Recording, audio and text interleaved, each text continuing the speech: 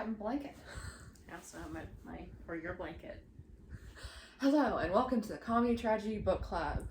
Today, we're discussing Lisey's story and the travesty that is that book. Real quick, I want to make an announcement. I haven't even told Sarah, but today's going to be my last episode because I'm done with this. I'll drag her back. I'm done with this. I'll drag her back. I'm done with this. Before we get to the shit talking, I will say we are almost to season 4 of Breaking Bad. And it's beautiful. I love Skylar. She's amazing. Yeah, it's weird. Walter sucks. It's weird experiencing probably the best art that's ever been created, just like in the middle of reading this book. Mm-hmm. Mm-hmm. So we're doing something new.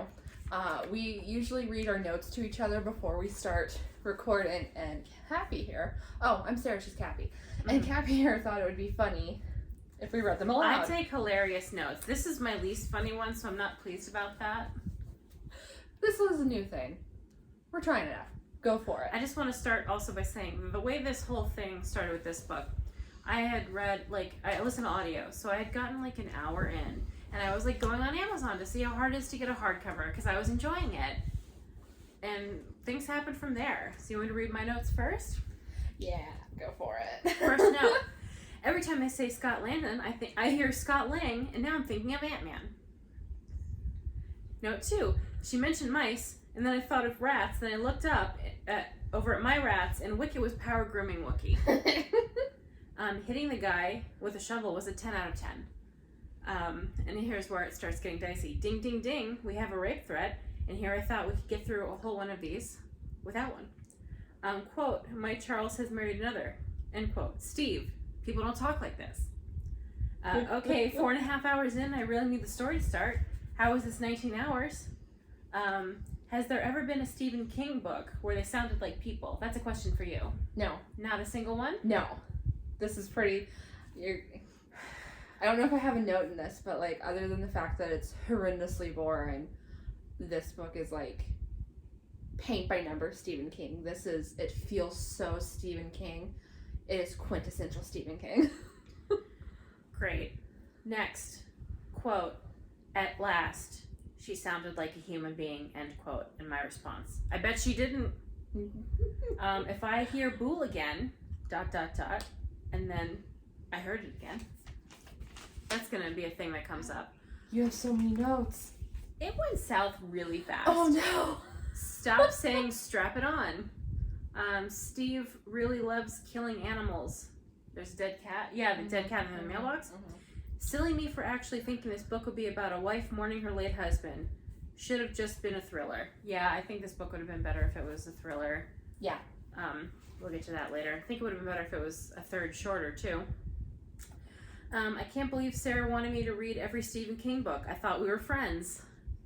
No, I'm mad at you because you were let's do a podcast. And you said yeah. You were excited immediately. Because I saw it in your face. I knew you needed it. She was so excited. Don't let her fool you. She was just Cappy, we should do this. It would be so much fun to read books and talk about them. And I was I like books. I like my friend, and I want her to be happy. And she's let's do all the Stephen King books. I'm but you know I don't. Excited. You know I don't like Stephen King's writing. She was so excited. You know I don't like Stephen King's writing. She was just absolutely, let's do that. Maybe we can do an episode on WandaVision. Yeah, I want to talk about WandaVision and Breaking Bad. And she's got me over here reading garbage. What's your next note? I wish I had a shovel so I could bury Sarah. Okay, kicked up to 3.5 speed. God be with me. The fake cursing is getting to me. Yeah, I actually found an article last night talking about how annoying it was, the fake cursing. The smucking, I think. Yeah, it was too much. The mutilation was 150% unneeded. I hope this man dies painfully. This is annoying. My dog. The dog's hair. Amazing how the unneeded brutalization of women can instantly make me hate a book. 9 hours left. When does the story start? I'm starting to think this is it.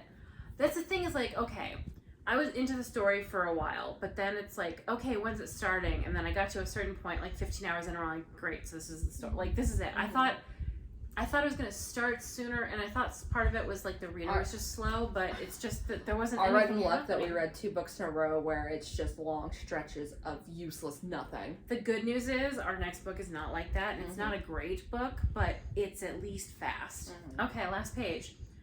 So his dad told him that if he went to foster care, he'd have to give blowjobs to kids all night long. Okay. Why does Steve always insist on giving me lots more information than I need or want? And then in all caps, did the story start or not? I can't tell. 7.5 hours left. Oh my God, they mentioned that awful song Sarah's dad likes. The racist one. Which of the racist ones? Kalijah? Yeah. Okay, I was so confused because he kept saying Kalijah by Hank Williams Jr. and I was like, what are you talking about? Charlie Pride did that. It's just a folk country song, so a lot of country singers did it, but I've never heard about Hank Williams' version. The version that your dad has, he says it's so racist. In the version your dad played, Will mentioned her dad's a boomer. It's not his fault. He's a nice man, but he likes trashy music. I'm sorry, it's all bad. Yeah. Except for the stuff that we gave him. But yeah, in the song he mentioned, the recording your dad has, he mentions like there's a lot of different versions on it, and I wanted to get like this version recorded. The one he grew up with. Like the Charlie Pride version, he said it one I grew up with is the one I sang, and no one took a moment to think maybe just let it die. Maybe, yeah, but they mentioned it. But yeah, no, it's literally like they mentioned the racist song Sarah's dad likes. It's which of the racist ones? It's Kalijah and Jambalaya, both of which are on my dad's playlist, and every time I was just like, they kept mentioning it, and I was just like, I hate this. Mm-hmm. Castle Rock. This man can't help himself. Yeah. This book is needlessly crude. Yes. I think it's just Stephen King though. Yes. I don't think that's. I mean, I'm not like a dainty little flower, but it's when it's unnecessary, I just roll my eyes. Mm-hmm. Literally the last 6 hours feel like the story is winding down. How does he always write like this? I wish I could. I'm not gonna say that note. Is that it? Yeah. Okay. I don't want that. I don't like that last note. Can I read it? If you can. Just dead air. Okay. You don't need to know. Okay. So, the theme with mine is I usually start out very hopeful and it devolves from there. So, I have the fan entitlement feels sadly accurate. It's pure introspection at the beginning. Fixating on the heat after he got shot and how real I feel that was. This book is 18 hours and I'm 2 hours in, but nothing has happened. 19 hours. Okay, 19 hours. Still not thrilled with his depiction of women. And then I say Lisey, passive and just a wife. Darla hates her sister. Amanda, crazy, she self-harms. And temper tantrums. So basically her temper tantrums are when she self-harms is the way it was kind of described. And then Amanda does all this because a man got married. So we'll discuss that because I have thoughts. The contempt for her sister's self-harm. Yeah, like one of their sisters, Darla, I think, just hates Amanda because she's mentally ill. Let's see. And we get to the rape threats. I was so annoyed. Hour 3. I was so annoyed. Hour 3. I'm starting to wonder how Scott talks to people with all the special words for everything. Okay, I get she's grieving, but why does everything come back to Scott? The shit with the sister is awful. When does the story start? I think, real quick, the reason it comes back to Scott is because Scott's supposed to be Steven. Like, I mean... No, like... Well, because the whole inspiration was about his... Like, yeah, I don't think that's why it comes back to Scott. No? No. Just because that's how he thinks women are? Yeah. Shaming an adult for self-mutilation. Legit, so much of these women's stories are completely wrapped around men.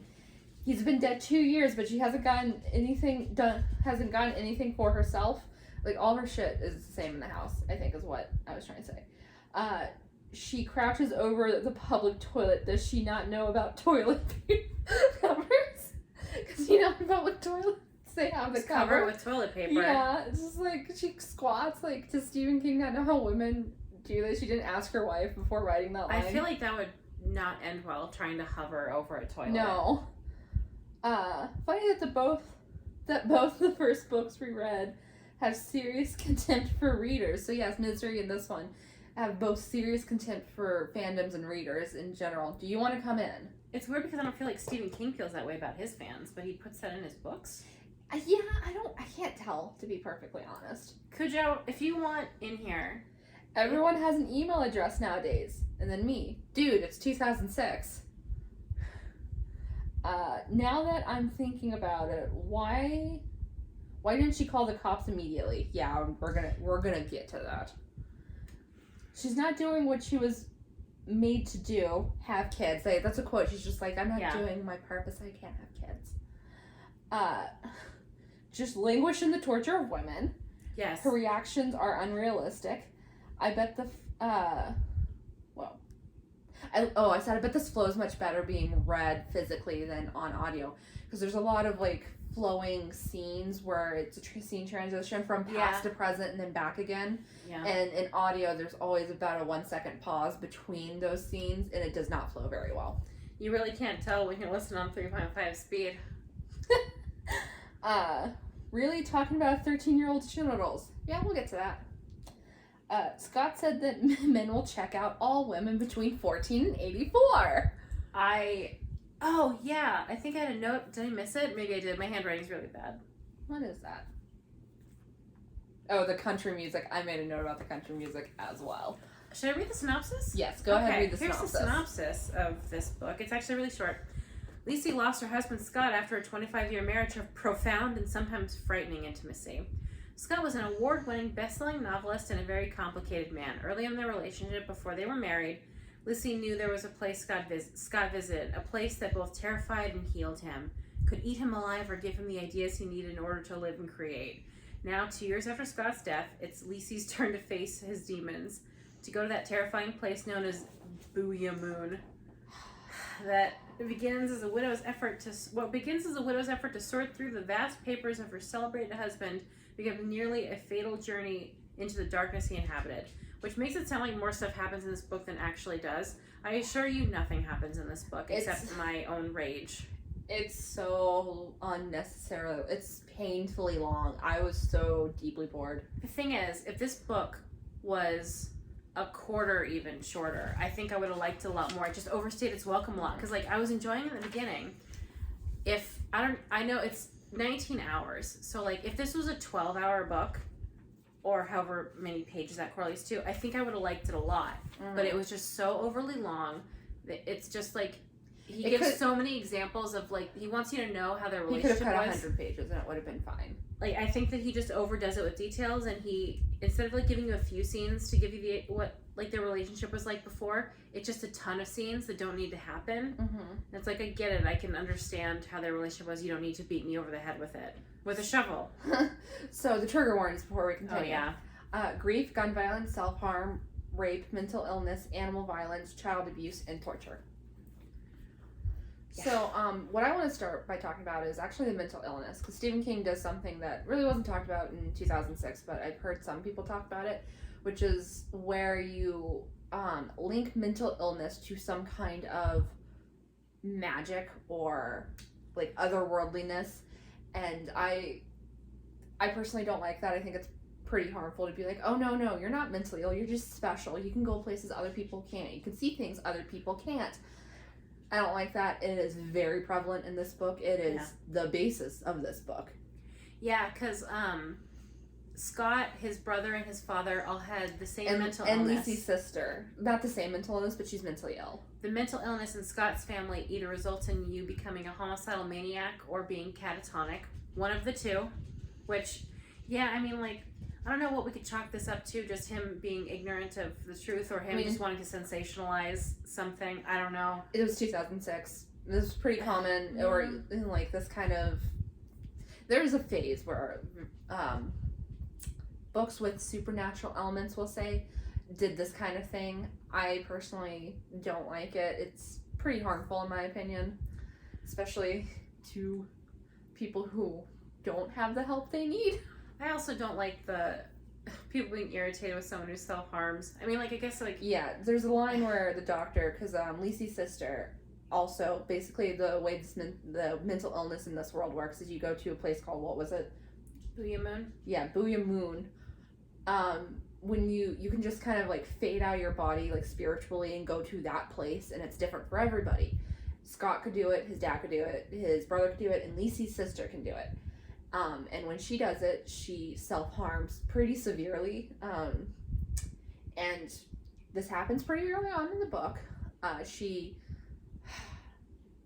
Sexism's real, guys. Oh, yeah. Basically, her ex-husband or boyfriend gets a new wife or girlfriend. Yeah, he gets married. Her ex-husband gets married. Yeah. And this is so deeply upsetting to her that she decides that she's done with this reality. She severely self-harms, goes to, the other place. And they take her, Lisey's other sister, Darla, finds her. And she's catatonic, basically. They take her to the doctor after kind of waking her up a little bit. And the doctor basically is just like, we don't normally see this in adults. So I think that's one of the moments where I was like, I think I'm gonna hate this book, when it's like her husband got remarried, so she's done being alive. Yeah, by the end of the book, seemingly out of nowhere, she's just like, fuck him, he had it good, and he left me anyway. So like, I guess she realizes he's not worth it. I guess so. None of Stephen King's characters are great people or nicely portrayed, so I don't know if I can say like he's terrible to his women, but God, he's terrible to his women. Yeah, it's okay. Always. The issue with this is because like sometimes it feels kind of pointless talking about Stephen King's characters, because a lot of them are supposed to be bad. But this one, a lot of times when he has a female character in the lead role, it is presented like, look how strong she is. What would you do in this situation? You couldn't do like look what she does.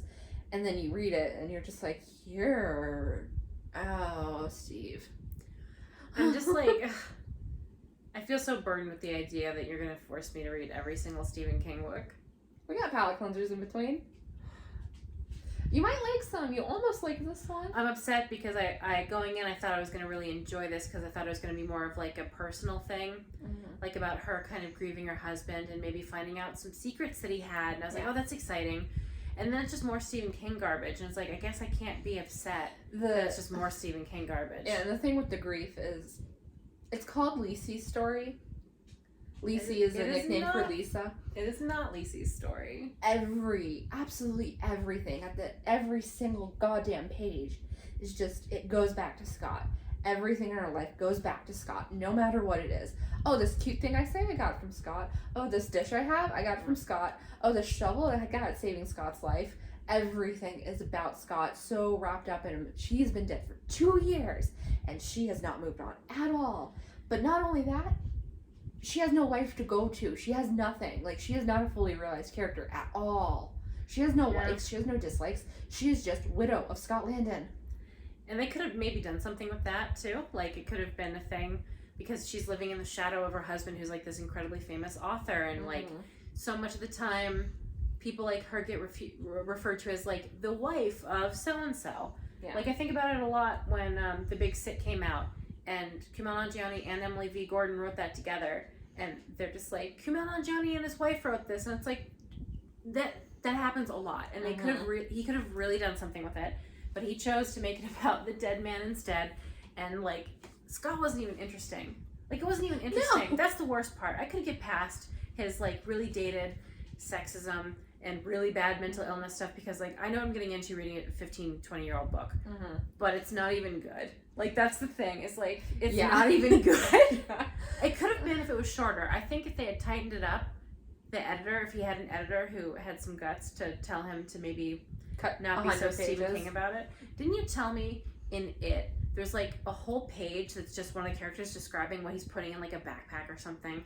Yeah, it's it opens up on Eddie, and all he's doing is taking his medicine out of the cabinet and putting it in a backpack when he's like about to go to Gary, and it made me stop reading for a couple. It's like a page, and it's like, I don't know why Stephen King needs everything to be like a paragraph or a page. Sometimes it's effective. Sometimes, but if you save it and only use it once in a while, if you use it as a tool instead of a crutch, like, don't lean on it. Don't lean on, I'm just going to describe everything to death to the point where someone can... I listened a good chunk of this on 3.5 because I needed to get through it because I was so bored. I will say the audiobook reader is also slow, so I suggest cranking it up higher than you normally would. Yeah, I think I started at 2.5 because she was a slow reader. The wording also is just Stephen King. You fans out there know. I don't know why you're here, but you know. Why are you?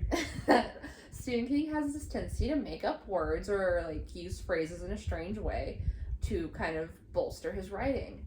And by the end of this book, every single time she said the words yum yum tree, I wanted to break my phone. I was so sick of it. I'm upset. I should have waited a while to start before, like after you started. I don't have a tally this week. Because last week when we did Rebecca, she told me to do a tally of something because I hadn't started yet. And then the week before that, I think, like, I came up with that tally. Yeah. I wish that I did a tally for every time they used one of his stupid made-up words. Yeah, or bull and yum yum tree were the ones that really created on my schmucking or whatever. Yeah, schmucking instead of fucking. I kind of wish I could do a search through and find out how many times they said Scott in this. Because I bet his name came up a lot. Because it's third person, but I bet Scott's name came up more than Lisey's, like, doing stage directions for her. Probably. Because, like, it's like Stephen King wrote this and it feels like he didn't care about Lisey, he cared about Scott. And it's like, I wish that you focused more on her because you can imagine in her life, everyone focused on him. Like, it should have been about that too, how, like, he's so famous and loved that no one really cared about her. Because that would have been interesting to get into, especially because, like, what inspired this book was, so he got hit by a car or something, or got into a car accident.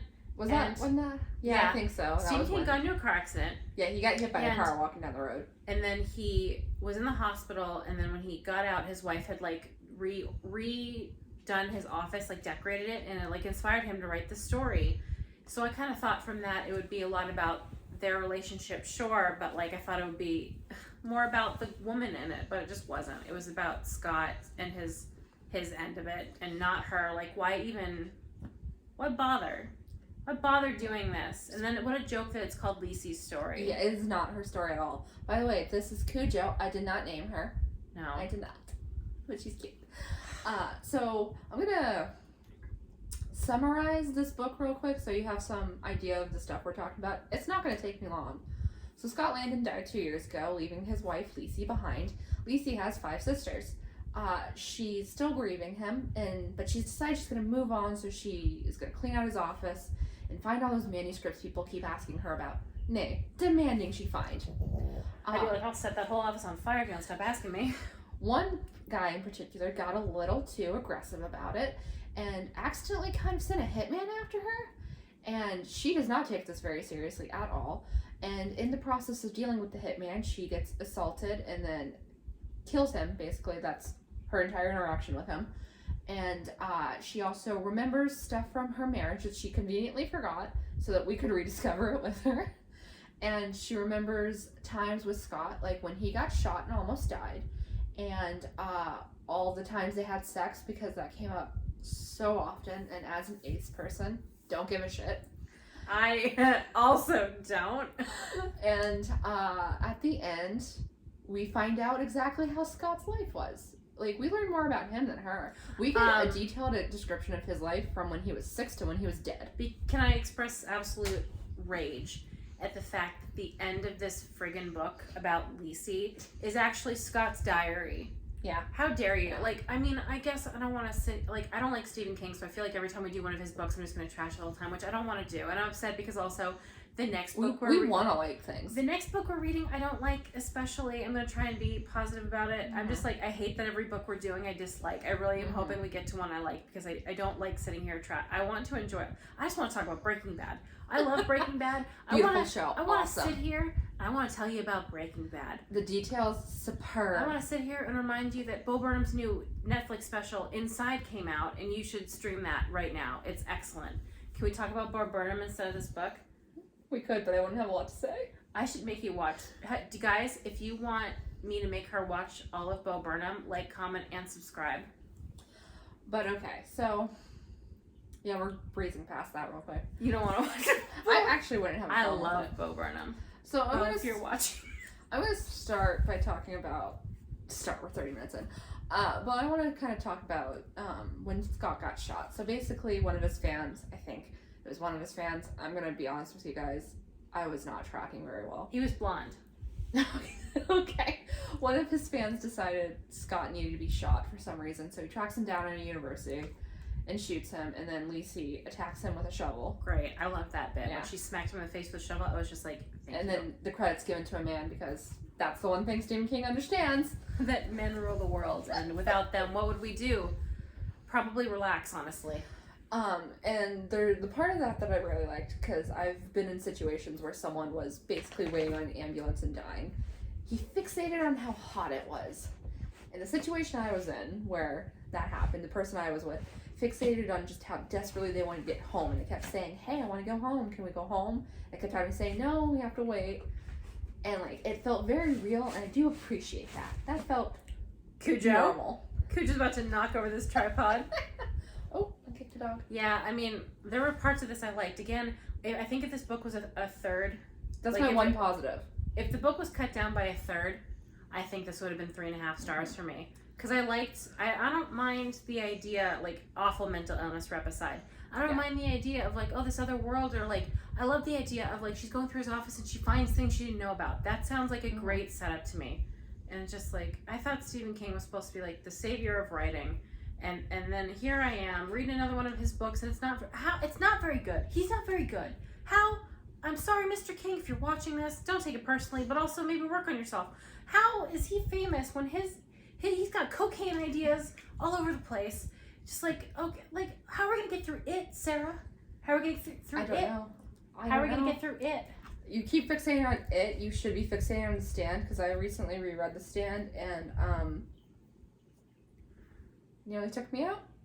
Sarah, this is my last episode. I can't. I don't want to do it anymore. So I want to read nice things. Now, for the next step of my rant, we're going to talk about how Lisey doesn't act like a normal person, certainly not a normal American woman. None of them do. So, she doesn't take the threat seriously that this guy presents. Basically, she gets a phone call from the main antagonist, if you can call him that. Yeah. And he's just like, you better give me what I want or I'm going to rape you. And what he wants is like the manuscript she's supposed to find.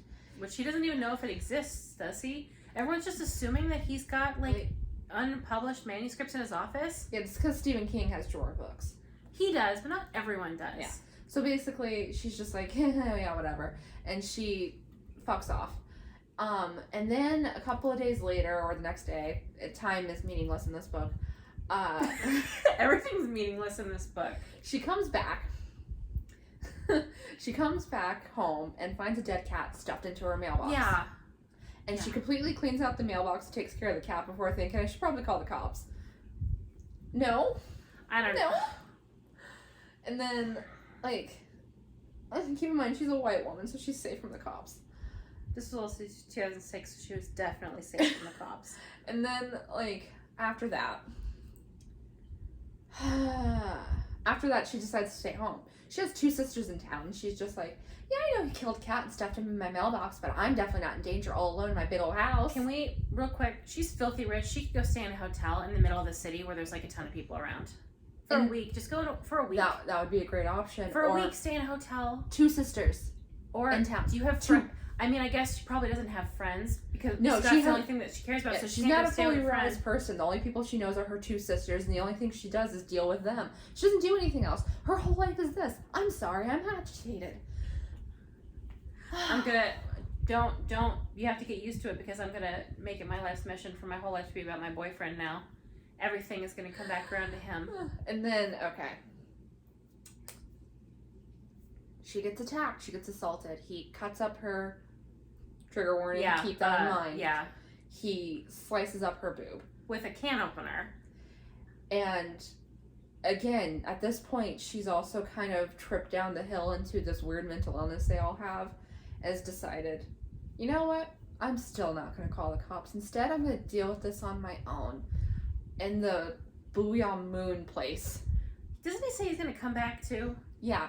Yeah. He doesn't rape her, but he, like, it's still sexual assault. He has a comment that's, I'll clean it up. but he's got a comment that's like, just be grateful it's not your vagina, when he's got the can opener and he's like mutilating her. They weren't like, he wasn't very detailed on but like that's when I got furious. I was furious. I didn't text you because again we have our rule. I almost texted you and I was because like I was worried she was gonna get raped and I was like I would have told you. I would have told you. That's what I figured, but I was really upset and I was just like.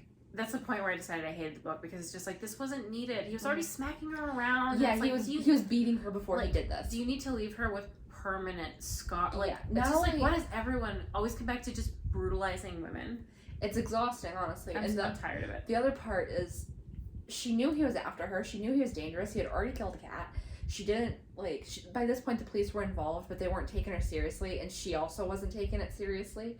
So she didn't go anywhere. She didn't like stay out of the house. And then this is a fault in the writing, in my opinion.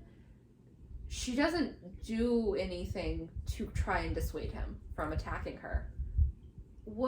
It's not like a fear thing. It's just like, well, this is what needs to happen for the story. It doesn't feel like she was too scared to do it. Just like, would a filthy, rich white woman not be taken seriously by the cops? Oh, she would have. She's very rich, and she's a little bit famous. Everyone knows her husband. Would there not be a single person there that's like, you know what, we'll put like, there's a dead cat. They would have put like a cop outside of her house, right? I don't know what they would have done, but I mean, if you're surely something. Someone, a rich famous woman calls and says, okay, someone threatened to sexually assault me, and they put a dead cat.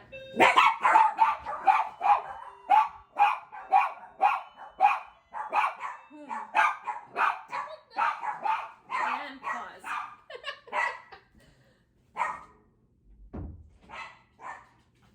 I'm sorry. When you have two yippy dogs and someone rings your doorbell late at night, these things happen. Oh my god, but look at my rats right now. Anyway. I'm just upset because, like... I was infuriated. It just was unnecessary. And, like, I'm just scared of what other things are in his other books because I know it's going to be worse. And I don't want to read a rape scene. I just don't. I'll tell you when to skip. I will let you know. I just don't... I hate it because I wish we could just avoid it altogether. I wish that we could just keep sexual assault out of this, but it's just all these books. All these... part 2. And action. Sorry about that. I don't know how much of this is going to stay in, but basically... Keep it all in, it's funny. Our nosy neighbor came to tell us that there's a leak in our backyard from the sprinkler, and it's not our sprinkler. They were yelling through the door.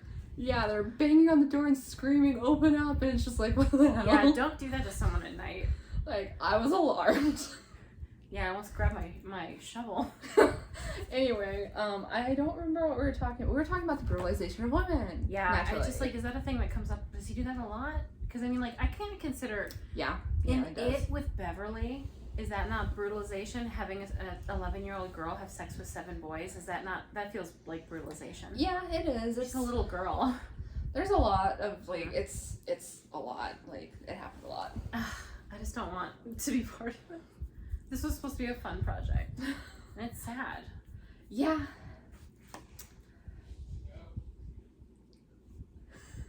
I'm so sorry. Do we cut again? No. And you know what? Leave it in. I feel like you guys know what's up. I mean, yeah. We're not professionals. I'm recording on my iPhone. Right now, we're both mildly worried about how we're going to get all this footage together for one. But yeah. It's fine. I'm in shorts. We'll figure She's it out. in jammies. We're not professional. I'm in a Halloween shirt. Anyway. All right. Let's talk about Scott. This whole book did. We might as well. Do you have anywhere you'd like to begin? Let me tell you the story of Scott. Scott, born to a mentally ill man, in the same vein that everyone in this book is mentally ill. He's the good one. He's the one who has, like, some resistance to it. And he has a father who's insane and chooses to help his sons by cutting them and letting the bad stuff out, essentially. And one of his brothers succumbs to it, and he's 13, and Stephen King feels the need to tell us about exactly how his genitals are changing during this time. And then, how does he die? Does the dad shoot him? Mm-hmm. The dad kills him. And then the dad succumbs, and Scott kills him. With a pickaxe?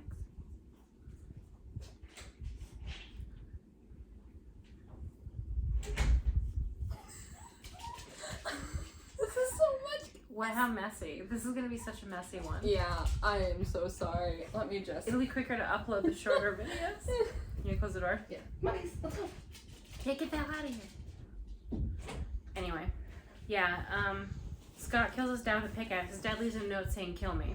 This little boy, and he's like, "Kill me and bury me with Paul." We learned a lot about Paul. He's the reason why we have to read the word bull, which is basically scavenger hunt, constantly. I think it's weird though, because like there's a flashback where Scott's telling Lisey, like, listen, if we get married, we can't ever have kids, and it's like, because he didn't want to pass it on, why not adopt? Yeah, it didn't occur to any, like, why can't he just be like, hey, mental illness runs in my family, so I don't want to have any kids, like, naturally. Can we adopt? There's something so misogynistic about this that I just don't really hear people talking about, where it has to be a tragedy, so therefore if the woman can't produce a child from her very own loins, then she is either sad or broken or a monster, like what have you. And never, not once, in any of these stories does anyone be like, yeah, it's fine, we can adopt.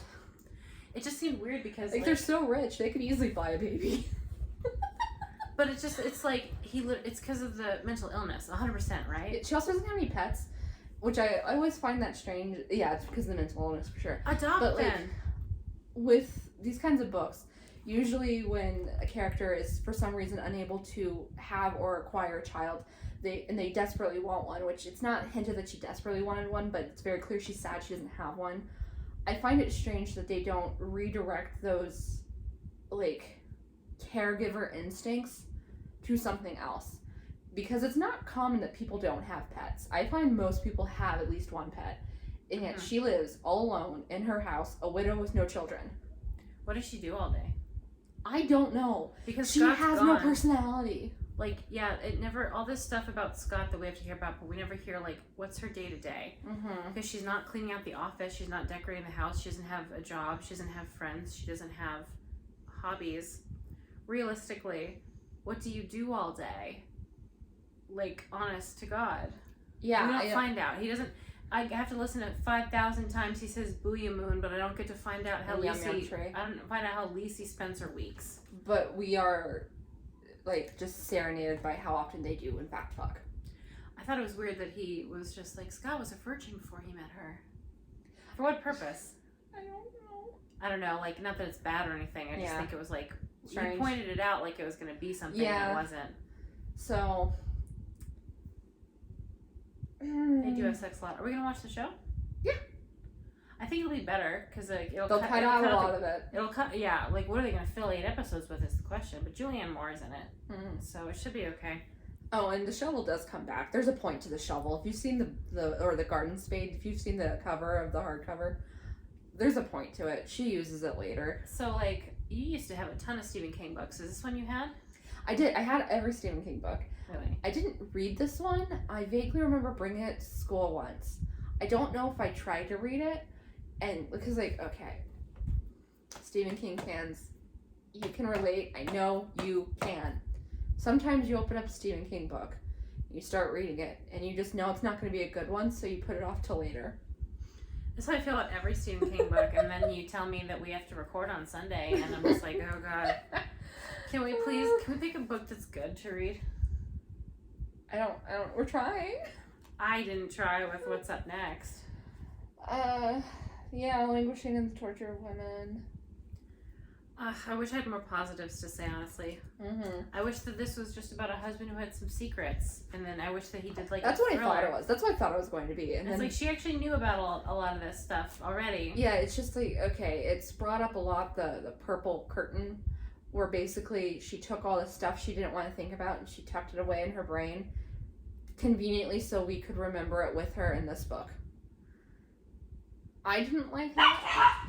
I didn't like that at all. The dogs didn't like it.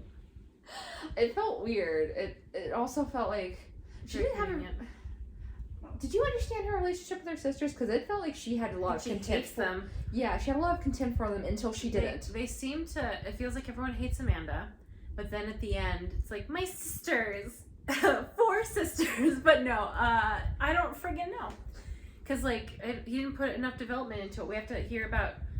Scott being a virgin 14 times. They don't have time to learn about how the sisters act with each other when Amanda's not having the only thing an with episode. Her backstory that we really get about like her parents and like when she was growing up with all these sisters is one of her sisters ended up pregnant, and she told everyone at the dinner table, and the dad reacted badly, and just like she was his favorite and she stopped being his favorite, and that's the only backstory we get. We have to sit through hours and hours of bullshit with Scott, but Lisey, our title character, gets nothing. It seems so strange to me that that's how it would be formatted. It's like,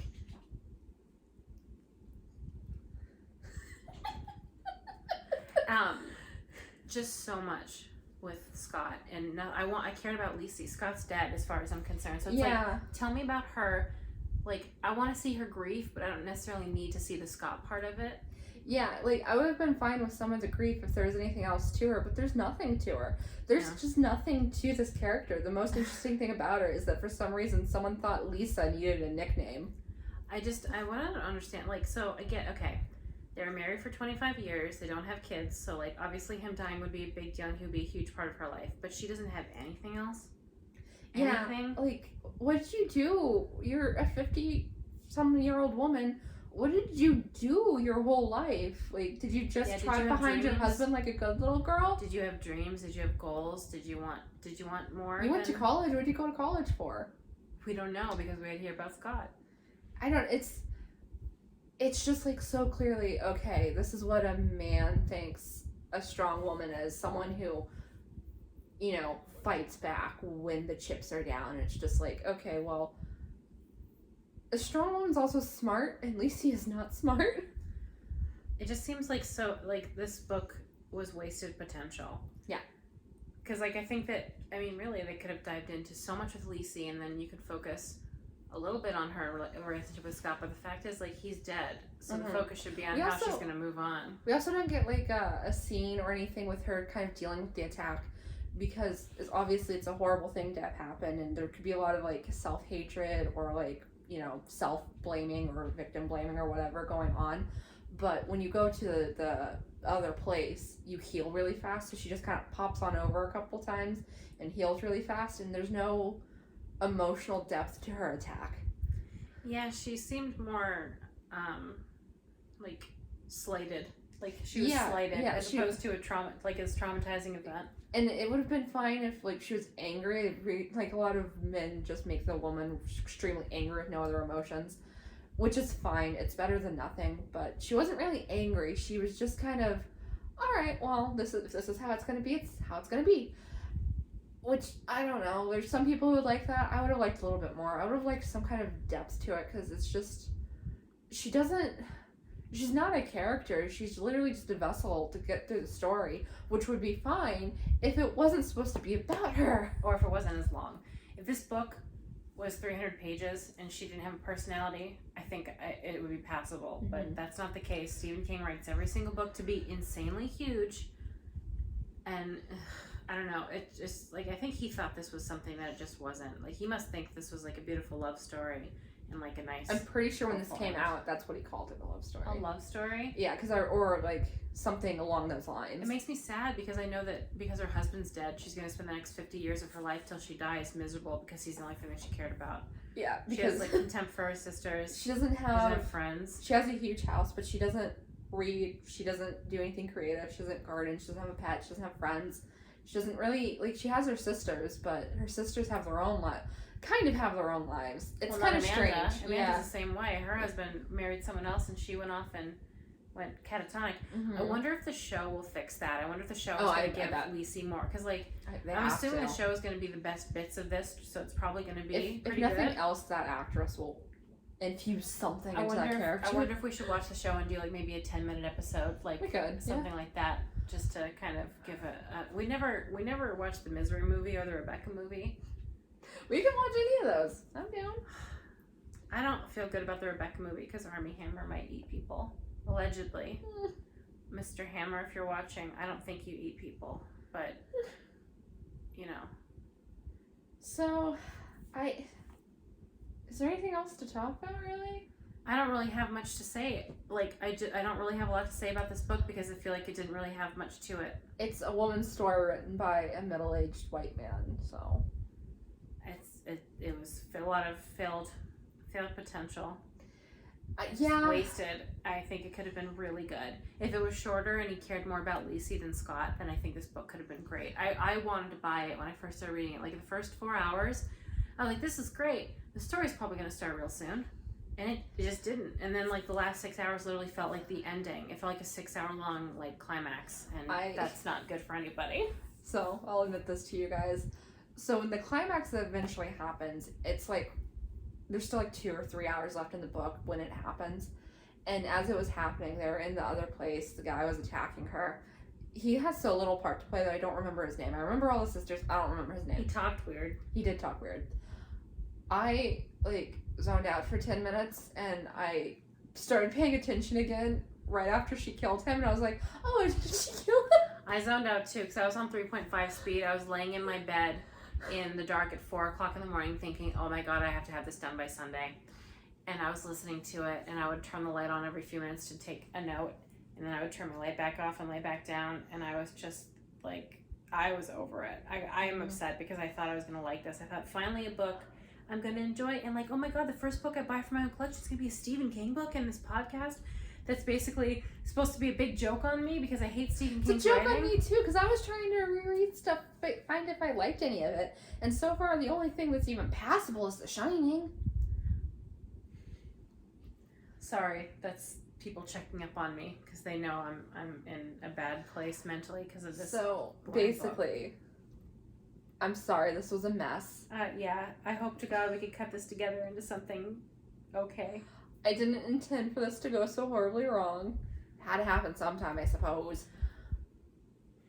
I think Audible should sponsor an episode or give us 2 free months of Audible because we paid for this. If you've stuck it out this long, bless you. You're true. We love you. Yeah. Like, comment, and subscribe if you stuck it out to the end. Next time we'll actually be doing like a half year catch up on what else we've read, so we'll have some positive things to say. Is it a mid-year freak out tag? Is that what it is? Well, we're not doing the tag, but yeah, we could put the tag in the hashtag for the metadata, which I'll do. Yeah, and then it'll be a more positive episode. Yes, finally. And then after that, we'll be doing Sharp Objects. Sharp Objects by Gillian Flynn. Yes, which I've read and she has not read or seen the show. I have seen the show and read the book and have opinions already, so here we go. Alright, so yeah, thank you for joining us for this episode. We hope you have a great day, and we'll see you next time. Yeah, stream inside.